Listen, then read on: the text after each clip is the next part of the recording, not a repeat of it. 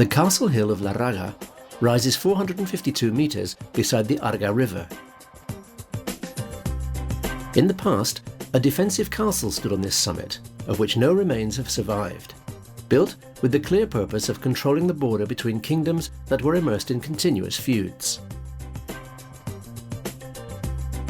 From this vantage point, we can make out, beside the historic parish church of St. Michael, the cluster of narrow streets that climb up the hillside, adapted to the terrain in a typically medieval style of town planning. Strolling around, we find mansions and palaces built throughout the 17th and 18th centuries, mainly on 2 stories with an attic built of brick and stone.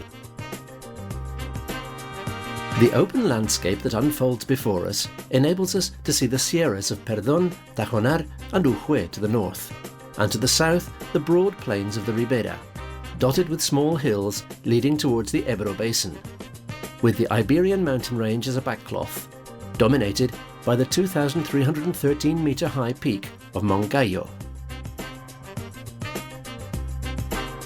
To our right, we can see Mount Montejurra and the Sierra de Loquis. This outstanding location means Larraga and its surroundings is a place with a long history, but always related to vine growing. The wild vine was already known as a plant on these lands during the Iron Age, although it was not developed and promoted for winemaking purposes until Roman times. There are still Roman remains in Larraga, in the vestiges of a 2-arched bridge, and in the nearby municipality of Mendigorría, also perched on a hill beside the Arga River, where remains of the Roman settlement of Andelos have been preserved. This is a Roman settlement built above an already existing Vascon city. The 1st and 2nd centuries were without doubt the greatest period of splendour in this city, when it extended over an area of 19 hectares. Its well-developed engineering system for making good use of water is clearly evidenced by the archaeological remains of the reservoir, the sluice dam, the siphon aqueduct, the distribution system with outlet control valves and lead pipes. The Arga River is a Pyrenean river whose source is in the Quinto Real Massif. It regains its flow after passing through the city of Pamplona, thanks to the waters of the Araquil River from the Sierras de Urbasa, Aralar and Andía. In Larraga, the Arga River forms an alluvial terrace or plain, composed of organic materials and gravel and sand, generated by the erosion of the river itself throughout its course. During the Middle Ages, these lands close to the river were, and remain, rich and fertile fruit and vegetable gardens. On the higher dry land exposed to the cold and the sun, fields of grain competed with vineyards, dotted with olive groves and almond trees.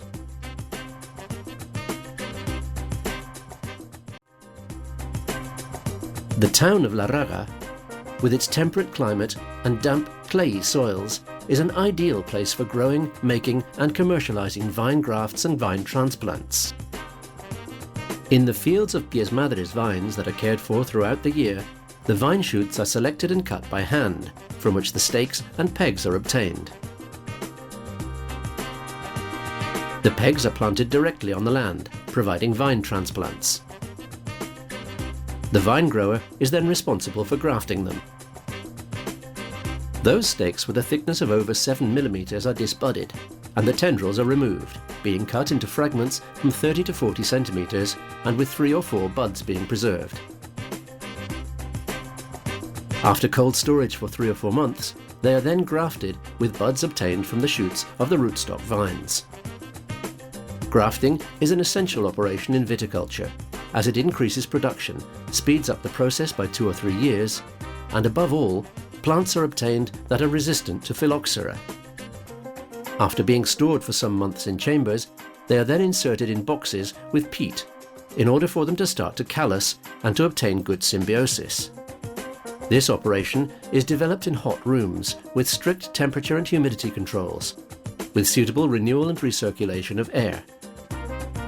Once calloused, they are removed from the stratification room, the roots caused by callousing are removed, and rooting hormones applied, prior to being waxed, so that they are then ready to be planted during the spring. They are budded and fumigated in summer, The weeds are removed, they are fertilized and subject to trickle irrigation. It is then necessary to wait until autumn and the onset of winter when the leaves fall, when they are then extracted, cleaned, stamped, selected and commercialized.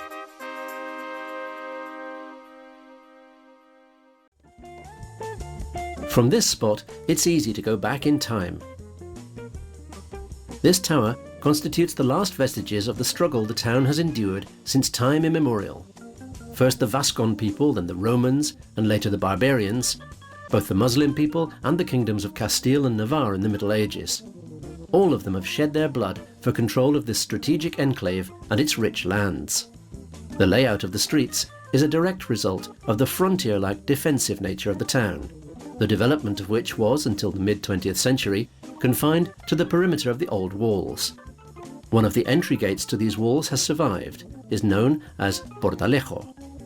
Although the town had enjoyed periods of splendor in the Roman and Muslim eras, it was in the 18th century when it experienced great economic prosperity, as evidenced by its urban expansion and the different public and artistic works. Many of these works were lost in the fire and pillaging carried out by Napoleonic troops during the Peninsular War. The Carlist Wars also left their mark on Miranda de Arga. Without looking any further, the tower that today looks over the town was the fruit of building work carried out during the Third Carlist War, above vestiges dating from Roman and Muslim times. The fertile riverbanks originate from the mud deposited during the Quaternary era along the banks of the Arga.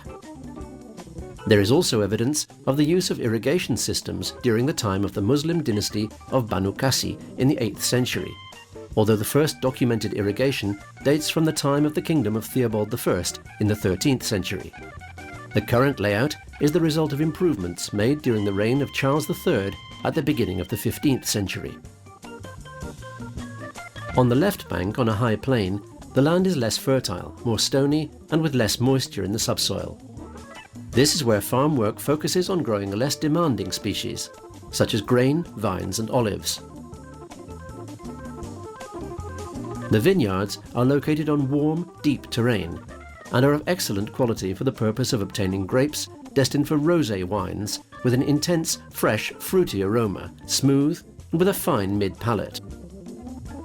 There is also an important red wine tradition in the region that is now attaining high levels of quality and personality. These are wines made exclusively using red grapes, and with a fine colour, great constitution, and generally aged in oak casks and bottles. The re-encounter with the culture of wine, which many older people had grown up with, made it possible by the end of the 20th century to plant new vines, adapted to new technologies for caring and harvesting them, that are now starting to bear well-deserved fruits. The vineyards from the higher part of Miranda de Arga are contained in a micro-valley traversed by the meanderings of the Arga River before it flows into the Aragon River. In terms of climate, the area is influenced by the Bay of Biscay and the Mediterranean. The cool, damp north wind of the Pamplona basin results in a major thermal inversion during summer and autumn nights that favours the aromatic potential of the wine being produced. Sufficient daytime heat ensures perfect ripening, resulting in smooth, round tannins.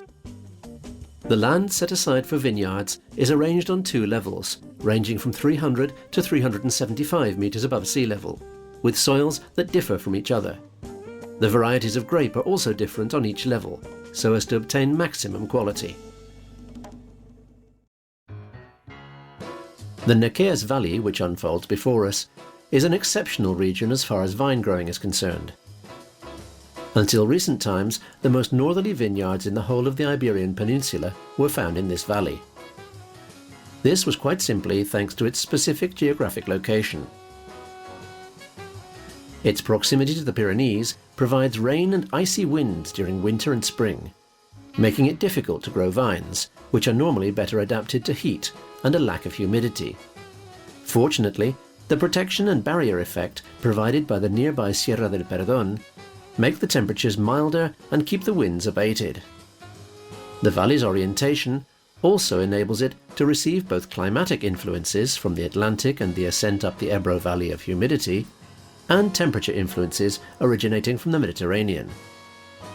On the hillside to our right, arranged in terraces, we can make out vines of the large seed-containing Lalbec and Muscatel varieties, and to our left, a large area of Tempranillo.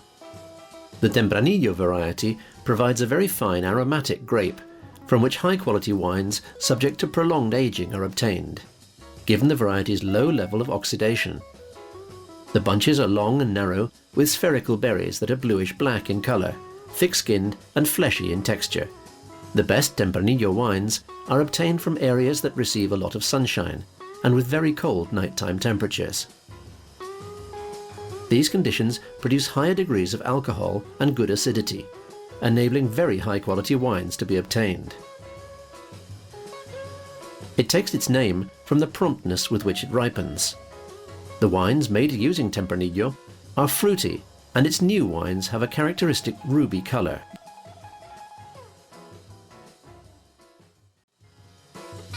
To the right of the route, we can see a long strip of vineyards of the Cabernet Sauvignon variety. This variety has gradually replaced the traditional Garnacha one, which has been very widespread in Navarra. The Cabernet Sauvignon variety, of French origin, is the queen of international viticulture, thanks to its fine agronomic and enological behaviour, and above all to its good adaptation to the terrain. Yields in terms of amount are not as high as in the case of the Garnacha variety. Although its intense, stable colour, the power of its tannins and its sharp acidity provide tough wines when young, yet with great aging potential once in oak casks. To the right of the route we find two vineyards, one of the Syrah variety and behind it a vineyard of white Viuda. The Syrah variety gets its exotic name from its origins in ancient Persia. The legend goes that this variety was brought to Europe at the time of the Crusades. The white variety Viuda has a smaller number of bunches, although these are large in size. Its acidic, pleasant must and particular taste is considered very suitable for aging in oak casks, which favours the traditional white winemaking process. Continuing for around a further 200 metres, to the left and right we find two areas set aside for growing the Chardonnay variety, a stock of white grape originally from Burgundy and very widespread internationally. It's grown mainly in Australia, California, Chile and South Africa. It contains small seeds, round and with a honey-coloured hue when ripe. Fermentation produces a smooth, aromatic must. When aged in oak casks, it acquires qualities in terms of taste and aroma that distinguish it from other varieties and ensure that it is highly regarded among its consumers. Only some very specific varieties accept aging processes, and it is generally advisable to consume it during the same year as it is bottled. The San Martín de Unx path allows us to contemplate an outstanding vine-growing area. The landscape is interspersed with head-pruned vines and recently planted vineyards on trellises, with terraces of fruit trees and a very interesting little Mediterranean forest containing species that are well adapted to the lack of water and plenty of heat. The vegetation that can be seen along the path consists of stone pine, boxwood and oak, and a great number of shrubs and aromatic plants that are both eaten and used as protection by large mammals such as horses and wild boar, and also foxes, hares, rabbits and pigeons. This vineyard, which has been recently planted, takes advantage of the protection afforded by the hills around it against the cold and intense Cierzo wind blowing in from the north, as well as preserving and receiving the humidity deposited in the wooded area and the limited yet well-exploited rainfall. The austere vine adapts well on this farmland, which is fairly unprofitable for other crops. The type of soil, the introduction of new varieties, and an improvement in exploitation techniques enable good results and fine quality grapes to be obtained. A little further on, beside this vineyard, we find a plantation of arañones, or pacharanes. The name coming from the Euskera basoaran, meaning wild bilberry. Its berries, picked both from wild bushes and from those in plantations, are used in a maceration process with anisette to make the well-known liqueur from Navarre, which bears the same name as the tree, pacharan. This small estate contains head-pruned vineyards of the Garnacha variety, and has seen several decades of production, care and traditional harvesting. The head prune vines are characterized by a short trunk with 3 or 4 branches that open gently in a fan shape in all directions. They are used in increasingly popular varieties such as Tempranillo, Viura and Garnacha, requiring a great deal of labor. This type of crop favors ventilation of the stock and provides good homogeneous illumination, but makes mechanized work difficult as it requires more manual care. Beyond this crossroads, we now come across an area of Mediterranean forest. A gentle climb between oak and gall oak trees and bushes enables us to gain access to the Los Angeles Spring, a strategic water supply throughout the year for many species. If we take just a little care and respect our surroundings, we might be able to come across footprints and tracks that indicate to us the presence of wild boar, small mammals, reptiles, and the constant movement of birds. From here onwards, the route descends gradually around the side of the hill. As we descend, we can look towards the bottom of a small valley that leads towards the town of San Martín de Unx, and see the traditional systems for taking advantage of the hilly terrain in the form of fields of crops, delimited by small stone walls that serve the purpose both of demarcating property and containing plots of land that are on many occasions very unstable and subject to erosion. The terraces and fields of grain share space with vegetable gardens, orchards, and 100-year-old olive trees. The olive tree is associated with Mediterranean climes and characterized by mild winters and hot summers, practically without rain. These are trees that grow slowly.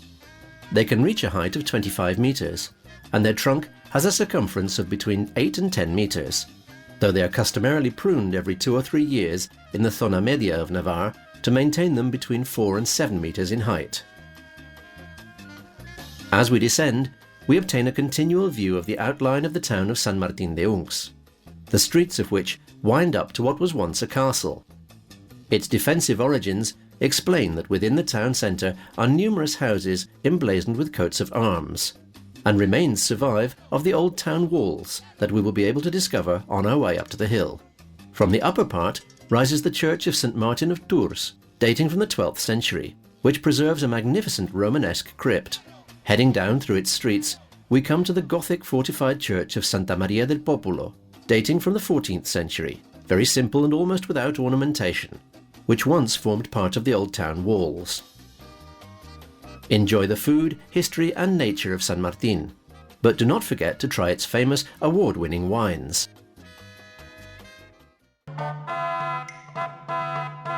We can get a good idea of the strategic value of the Sierra de Ujue and its location at 815 meters above sea level, with its great capacity for control and visibility both of the Pyrenees to the north and the flatlands of the Ribera del Ebro to the south, and why it was chosen as an enclave for defending and controlling the border of the Christian monarchs against the advance of Muslim troops during the Middle Ages. Ujue, a town founded by the first king of Navarre, Íñigo de Arista, perches on one of the peaks of the Sierra bearing the same name. Owing to its well-preserved state and layout, it constitutes a valuable example of a medieval defensive settlement, with steep, narrow streets that wind up to the sanctuary fortress of St. Mary of Ujue, giving visitors the chance to stroll around one of the most outstanding historic places in Navarre.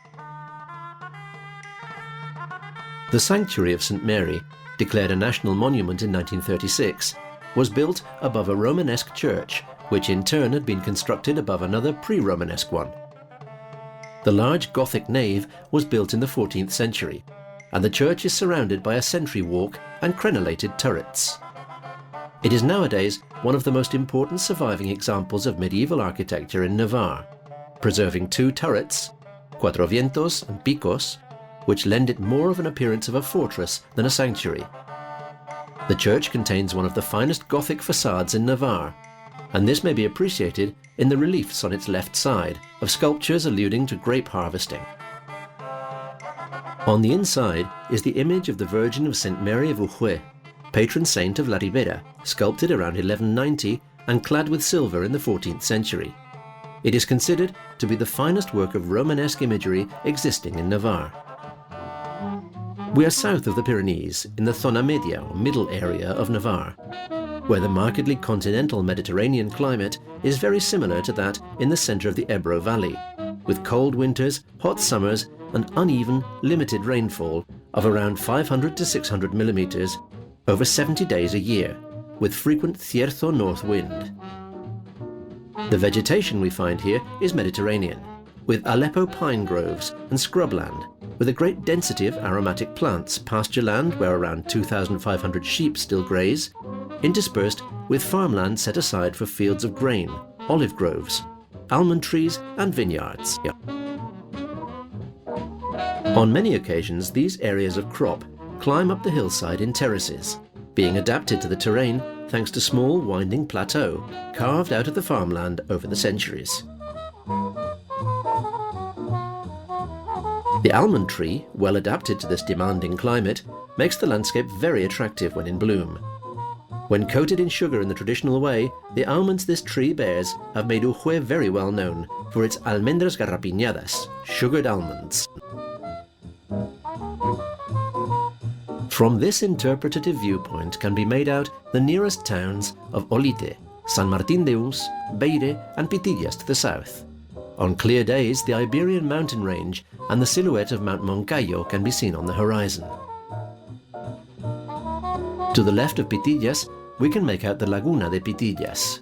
This lagoon is of Endorheic origin and is nowadays considered to be the most important wetland in Navarra and an important nature reserve, declared as such in 1987, forming part of the Ramsar Convention, the aim of which is to protect wetland areas.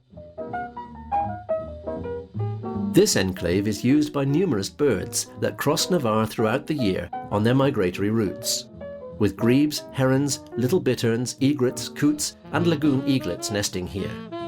Some of them settle here for the winter, and many others use it as a passing or breeding place. Birdwatching may be carried out, and detailed information obtained about their behaviour at the Laguna de Pitillas Bird Observatory, where we can get detailed, free of charge advice about the subject.